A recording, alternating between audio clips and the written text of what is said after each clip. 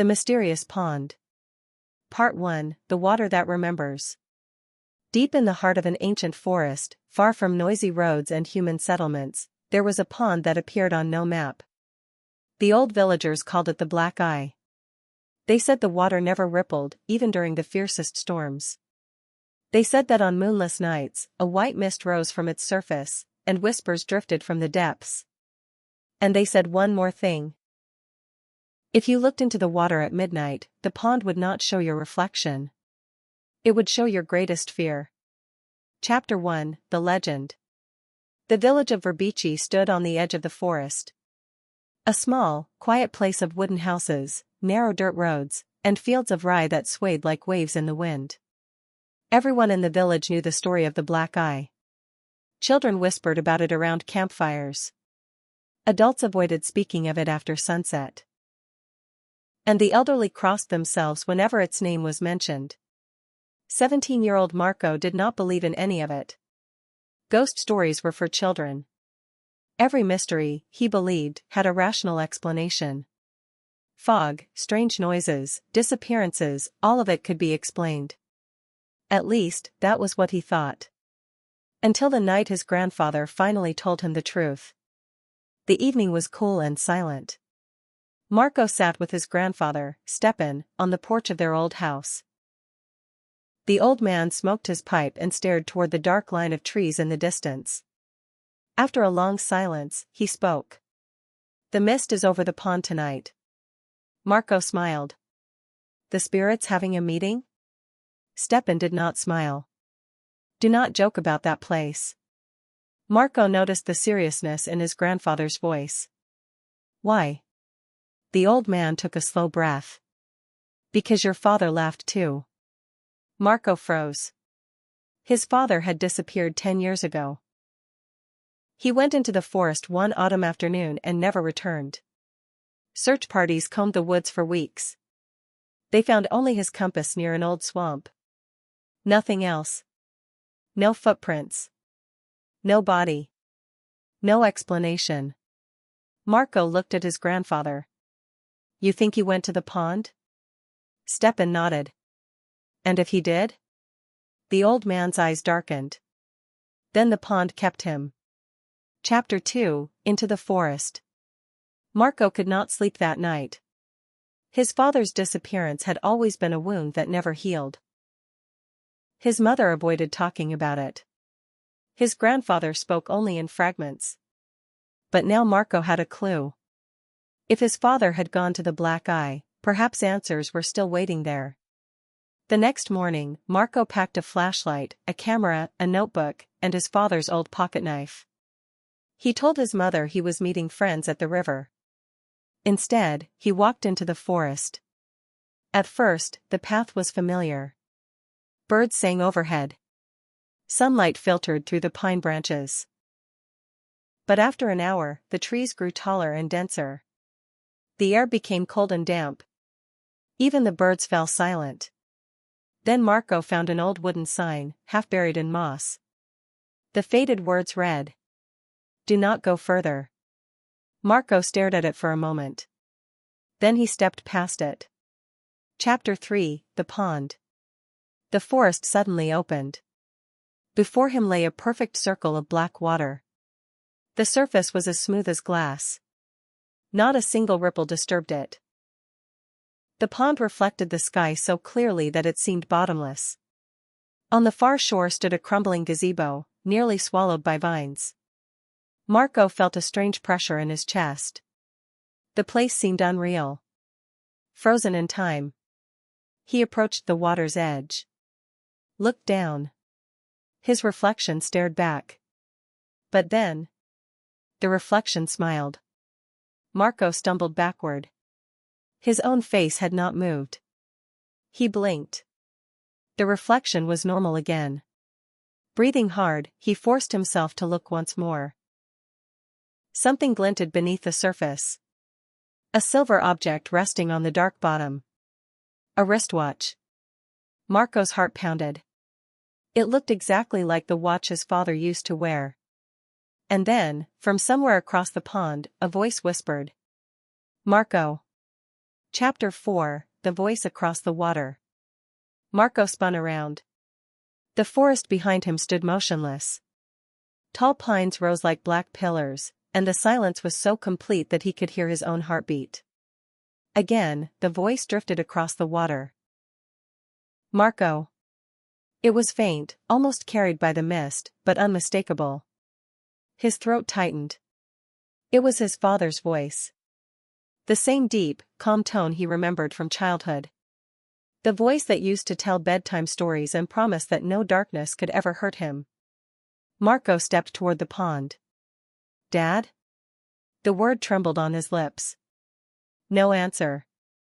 Only silence. Then the water shivered. For the first time, the perfectly smooth surface rippled outward from the center. The silver watch rose slowly from the depths. It floated upward without a sound until it rested just beneath the surface, gleaming in the pale light. Marko knelt and reached into the cold water. The instant his fingers touched the watch, a wave of images flooded his mind. His father standing on this very shore. A figure hidden in the mist. A narrow stone staircase descending beneath the pond. And a single warning, spoken in his father's voice. "Do not let it know your fear." Marko gasped and pulled his hand back. The watch was in his palm. It was real. The leather strap was worn, and the crystal was cracked exactly as he remembered. On the back, his father had engraved 2 words. "For Marko." A sudden gust of icy wind swept over the pond. The mist thickened. And a shape began to rise from the water. Chapter 5, The Figure in the Mist. The shape rose slowly from the center of the pond. At first, it was only a darker patch within the white mist. Then shoulders emerged. A head. 2 long arms hanging unnaturally still at its sides. Marko's breath caught. The figure stood on the water as if it were solid ground. It looked human. Almost. Its body was draped in something that resembled a coat soaked in black ink.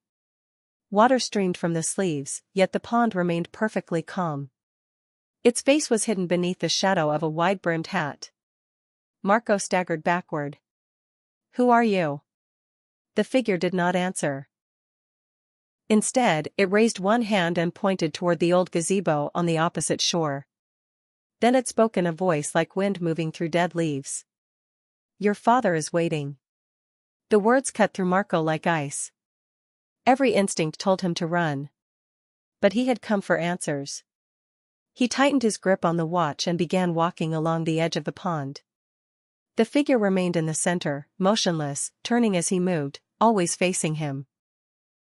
When Marko reached the gazebo, he climbed the rotten steps carefully. The wood groaned under his weight. Inside, the floor was covered with dust and dead leaves. At the center stood a small wooden table. On it lay a leather journal. Marko recognized it instantly. His father's notebook. The same one he used to carry everywhere. Marko opened it with trembling hands. The first pages contained sketches of plants and maps of the forest. Then the handwriting changed. The neat lines became hurried and uneven. October 3rd. I found the pond. It is older than the forest. The villagers are right about one thing, something lives here. October 5th. It shows me things. Memories. Regrets. It knows my thoughts. October 7th. There is a door beneath the water. I have seen the steps. I believe the pond is not a place. It is a threshold. October 9th. If anyone reads this, do not trust the voices. It can sound like anyone you love. October 10th. It wants to be remembered. And if it learns your fear, it will never let you go. The final page contained only one sentence, written in shaking letters. Marko, if you come here, do not enter the water after midnight. Marko checked his phone. 11:52 p.m. His blood ran cold. A sudden knock echoed behind him. 3 slow taps against the wooden post. He turned. No one was there. Then he heard footsteps circling the gazebo. What footsteps? 1 step. 2 steps. 3. They stopped just outside the entrance. Marko held his breath. A voice whispered from the darkness. "Son." His father's voice. Marko stepped toward the doorway. The mist shifted. A man stood there. Older. Paler. But unmistakably his father. Tears filled Marko's eyes. "Dad?" The man smiled sadly. "Don't come any closer." Marko froze. "You're alive." His father shook his head. "Not in the way you think." The air grew colder. The boards beneath Marko's feet creaked. From the pond came a deep, resonant sound, like a giant heartbeat. His father looked toward the water. "It knows you're here." "What is it?" Marko asked. His father's expression tightened. "I don't know what it was in the beginning. A spirit. A memory. Something ancient. It feeds on fear and grief. Why didn't you come home?" "I tried." He raised his hands. They were semi-transparent. Mist curled through his fingers. "I touched the door beneath the pond. Part of me stayed trapped here." Marko's throat tightened. "There must be a way to free you." "There is." Hope flared inside Marko. "What do I have to do?" His father hesitated. "Close the door before the pond opens fully." Another heartbeat shook the air. This time the entire gazebo trembled. Midnight was approaching. His father continued. "Under the water there is a stone arch. On it is an iron seal. Use my watch to unlock it." "And then?" "Choose." "Choose what?" His father's eyes filled with sorrow. "Either I return and the creature goes free." He swallowed. "Or you seal the pond forever, and I remain here." The church bell from the distant village began to ring. 1. 2. 3. The mist thickened, swirling around the gazebo. The figure in the hat appeared at the edge of the stairs. It slowly lifted its head. Where its face should have been, there was only darkness. And within that darkness, dozens of glowing eyes opened. Midnight had come.